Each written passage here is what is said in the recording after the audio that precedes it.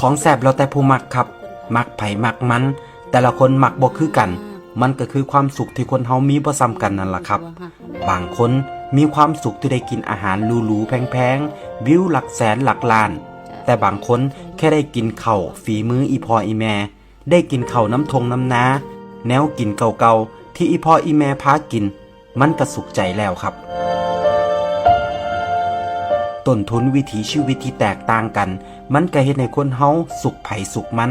ว่ากันบ่ได้เฮาถูกเลี้ยงมาจากแนวกินแบบใดเฮาก็มักอันนั้นบ่แปลกหรอกครับบ่แปลกที่แนวกินบ้านเฮาสิซ่อนความทรงจำความผูกพันไว้ในนั้นกินไปคิดฮอดบ้านไปคิดพอสมัยแต่กี้แต่ก่อนคิดฮอดตอนออกไปหามาอยากมากินเฮาเคยผูกพันกับแนวกินอันใดไปอยู่ไกลบ่ได้กินคือเก่าเฮาก็อยากหวนคืนกลับมากินมันอีก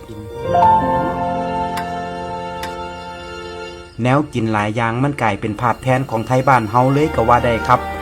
แค่เห็นข้าวเหนียวส้มตำลาบก้อยข้างทางหรือแนวกินอีสานบ้านเฮาอยู่ต่างถิ่นเฮาก็คิดฮอดบ้านแล้วแต่เชื่อบ่ครับมันบ่แซ่บสำกับมากินน้ำครอบครัวเฮาบ่เคยบอกว่าแนวกินบ้านเฮาดีกว่าไทยอื่นแค่อยากบอกว่าสำหรับเฮาแล้วแนวกินฝีมืออีพ่ออีแม่แซ่บที่สุดสำหรับเฮาเท่านั้นแม้ว่ามันอาจบ่ได้แซ่บสำหรับคนอื่นก็ตามครับเฮาผูกพันกันมาคนละอย่างกินมาคนละแบบ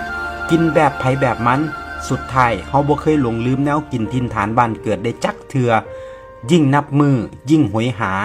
ยิ่งถอยห่างไกลบ้านยิ่งคิดฮอดยิ่งอยากกินมันเป็นธรรมชาติของชีวิต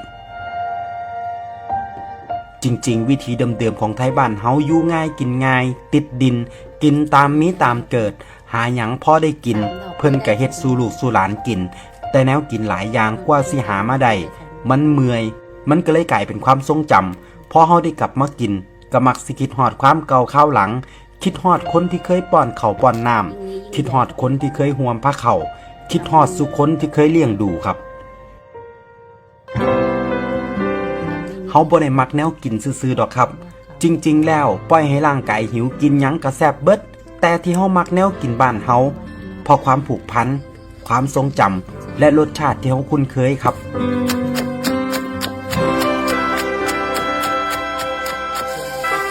เฮาแล่นหนีสิ่งเก่าๆเดิมๆได้ยาก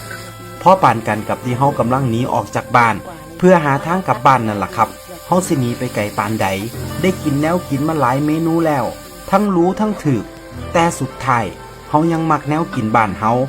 มักความเป็นไทยบ้านเฮาอยู่คือเก่าครับ